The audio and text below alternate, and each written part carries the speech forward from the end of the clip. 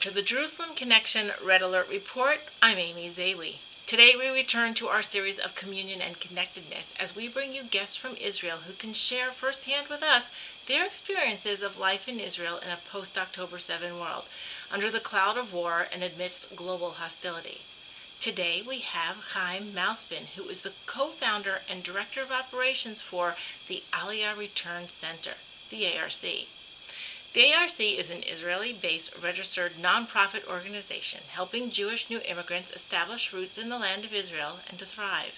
They are a Bible-believing, prophecy-fulfilling, non-proselytizing ministry built on the foundation of love and uncompromising faith. Chaim is a passionate visionary who strives to educate Christians and lovers of Israel from around the world about the Hebrew roots of the Christian faith. With a vision to eradicate anti-Semitism by building bridges and encouraging Jews and Christians to work together to fulfill God's plans for Israel and the nations, Chaim and the ARC ministry focus on education, infrastructural development, innovation, and Aliyah. The ministry is built on a foundation of love in an uncompromising faith. Like lots of Israelis, after October 7th, Chaim was called up to reserve duty as an IDF soldier. He has been serving his country for the past 6 months, as Israel is seeking to eradicate the Hamas threat and free their hostage while keeping their people secure and safe. Chaim is a shepherd protecting the flock at this very moment. In our attempt to record a live interview, Chaim's location on the front lines left us with poor connections and constant interruptions. Understandably. So we asked Chaim to record for us a message to share with you all when he had a moment of serenity, at the very least, as he stands watch on the border in Gaza. Let's hear what Chaim has to say. Join us now. Shalom to the Jerusalem Connection. What an honor to be able to be with you guys. I'm here right near the Gaza border, and I'm a sergeant major.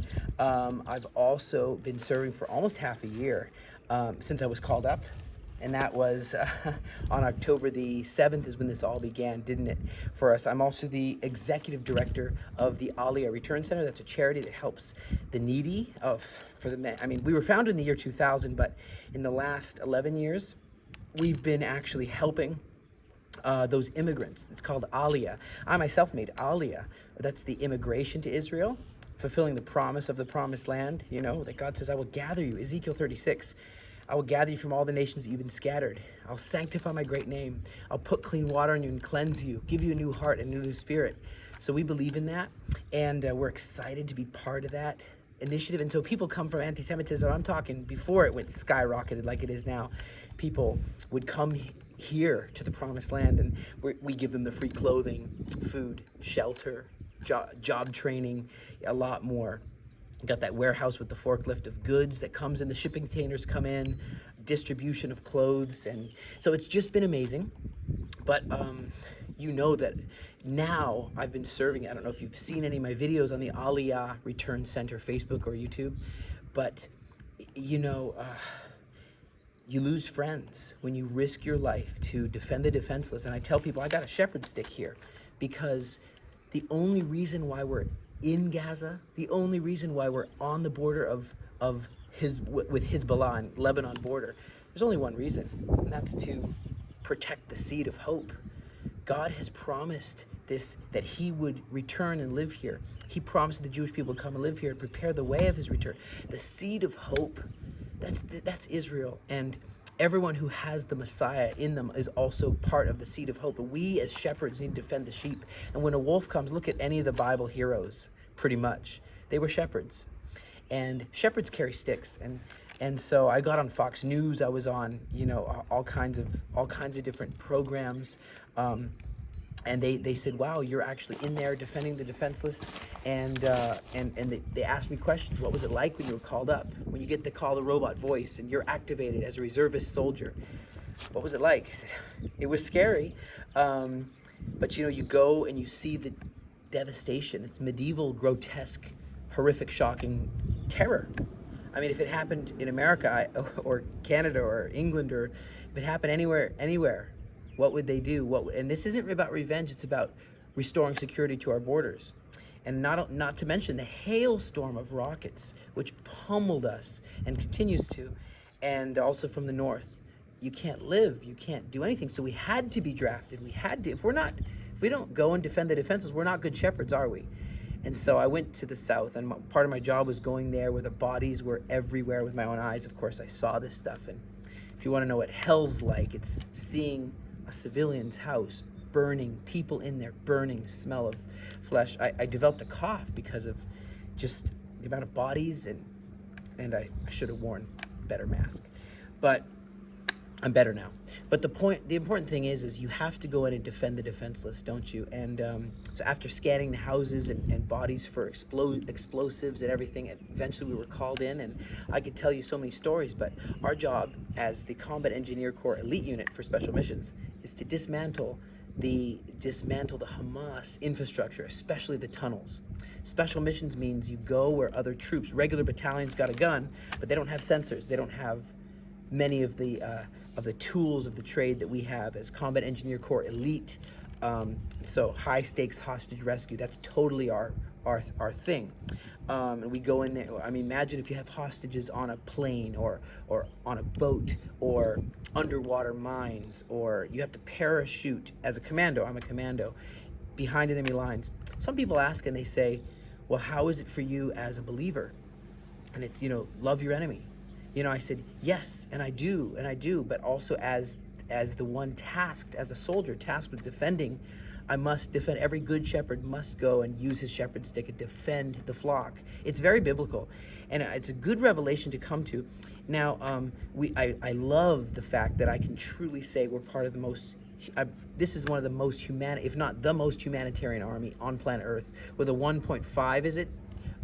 Civilians to every terrorist taken out, about 1.5 civilians. That's better than I think any war in history. You can do the numbers. Check with the UN numbers, and it lists the wars and how many civilians died, and of course it's very sad if any civilian dies, but God's got a plan for Israel and for Gaza, for all the sons and daughters of Abraham, and that's the Arabs and the Jews. And he's got this plan. His plan is going to succeed, and so we just got to trust in his peace plan. It's not about let's give up more land. Let's give another Palestinian state. Jordan is a Palestinian state. We completely evacuated Gaza in 2005, That's when I went in the army. It was during that evacuation. It's my first experience before the Second Lebanon War that I was in 2006. So I have quite the history. And while at the same time running a charity to help both Arabic and Hebrew speakers, the Aliyah Return Center. The whole time, even here, I'm busy as wherever I can. I'll get to a phone. I'll get to some internet, and I'll try to continue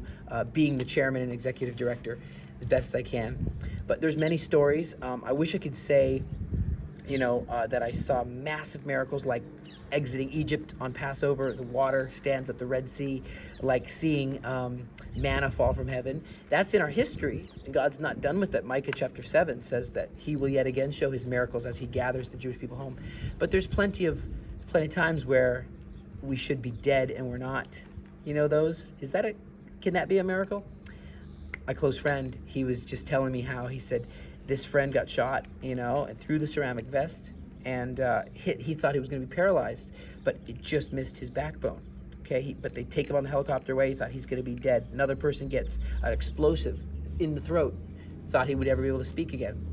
A few months later, guess what? They're standing right there saying, thank you for being a good paramedic. That's my friend.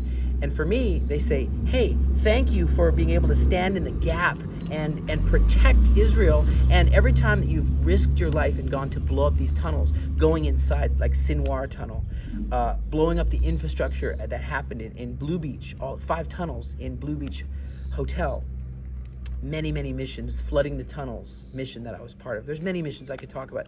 Everyone very dangerous, everyone very intricate. But God is still got a plan for Israel. And if he forsakes his words, how can we rely on him?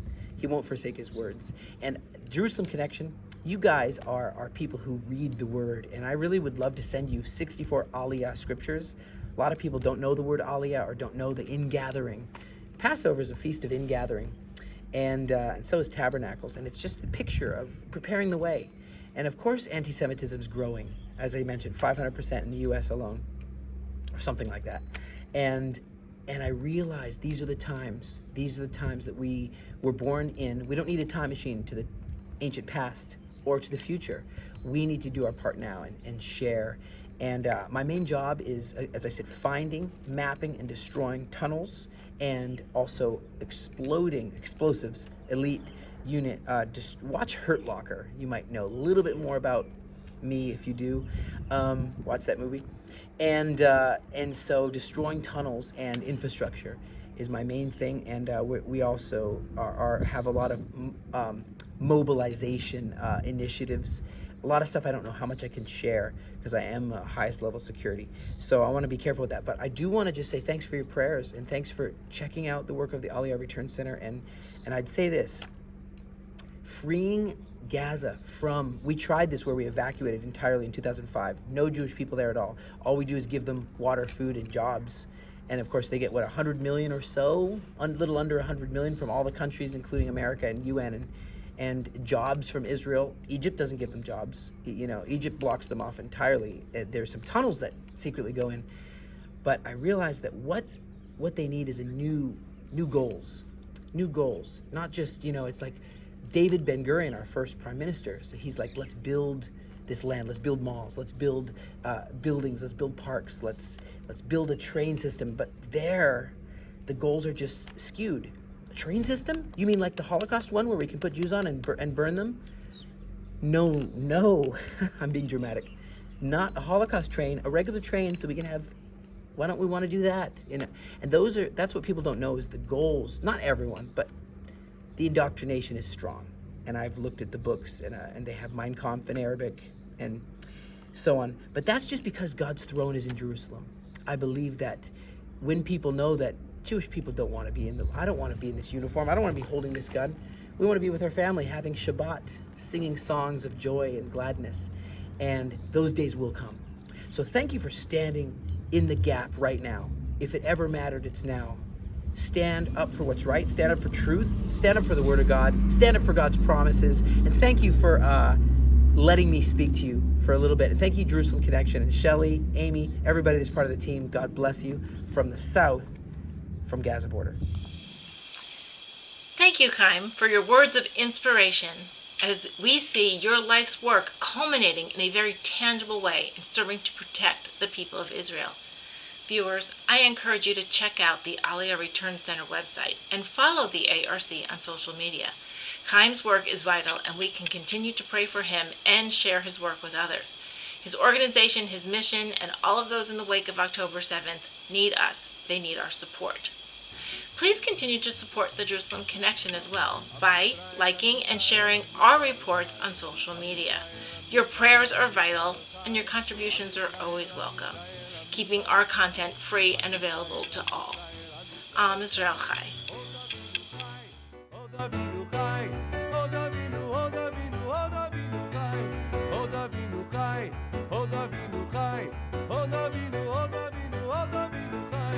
Am Yisrael, Am Yisrael, Am Yisrael Chai.